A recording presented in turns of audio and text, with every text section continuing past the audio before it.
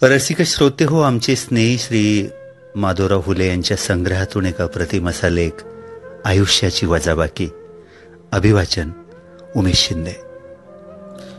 मित्र हो, सहचारिणी असता सोबत तोपर्यंत तो राजा असतो. साथ सुटता तिची तो आयुष्यातून वजा होतो. जीवनात प्रत्येक व्यक्तीची कदर करा, कारण हा जन्म पुन्हा मिळत नाही आणि एकदा गेलेली व्यक्ती पुन्हा भेटत नाही. कधी कधी एखादा आजार हा औषधाने बरा होत नाही, तर एखाद्या व्यक्तीने दिलेल्या शाब्दिक आधाराने बरा होतो. म्हणून शब्दाला धार नाही तर आधार हवा. मित्र हो, कायम टिकणारी गोष्ट एकच, ती म्हणजे माणुसकी, नम्रता आणि चारित्र्य. म्हणून पैशापेक्षा जीवाभावाची जिवलग माणसं जोडा आणि जपा. हीच खरी आपली संपत्ती आहे. ज्याला दुःखाची जाणीव असते ना, त्याला सुखाची किंमतही असते. म्हणून आपण जे दिवस काढले आहेत त्याची नेहमी जाणीव ठेवा. सुंदर चेहरा म्हातारा होतो, बलाढ्य शरीर एक दिवस गळून पडतं, पद सुद्धा एक दिवस निघून जातं, परंतु एक चांगला माणूस नेहमी चांगलाच राहतो बरं का. आणि तोही आपल्या माणसासाठी. आपल्या व्यथा तिथेच मांडा जिथे समाधान मिळेल.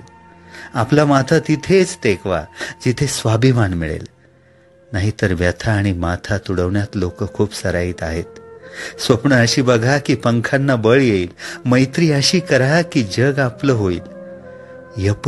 अपयश पण असं स्वीकारा की विजेता सुद्धा भारावून जाईल.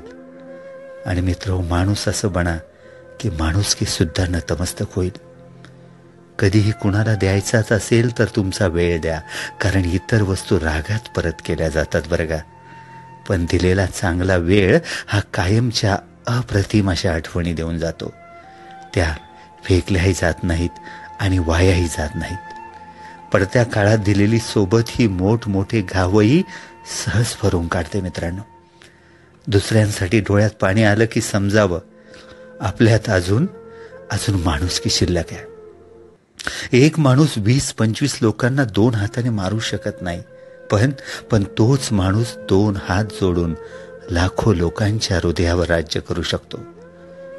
थकलेल्या शरीराला कुठेही झोप लागते हो, पण थकलेल्या मनाला मात्र कुठेच झोप लागत नाही.